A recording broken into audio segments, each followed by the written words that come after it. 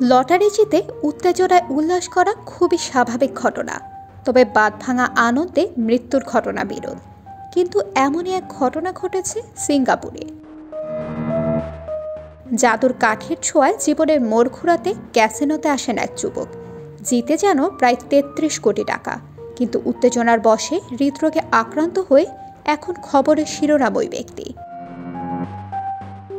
সামাজিক মাধ্যমে ছড়িয়ে পড়া এ ঘটনাটি ঘটেছে সিঙ্গাপুরের ক্যাসিনোতে। ওই ক্যাসিনোয় ২২ জন এসেছিলেন ব্যক্তি, যোগ দিয়েছিলেন খেলায়।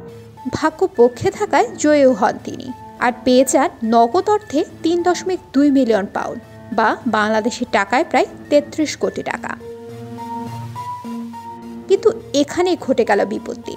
জয়ের পর অতিমাত্রায় উদযাপন করতে গিয়ে উত্তেজনায় মাটিতে পড়ে যান ওই ব্যক্তি। চারপাশ থেকে মানুষ ছুটে এসে দ্রুত হাসপাতালে পাঠায় তাকে। চিকিৎসকরা জানিয়েছেন ওই ব্যক্তির হার্ট অ্যাটাক হয়েছে, সেখানে এখন চিকিৎসা চলছে তার। লোকটির চিকিৎসা চললেও সামাজিক মাধ্যমে বিভিন্ন পোস্টে দাবি করা হচ্ছে ওই ব্যক্তি মারা গেছেন।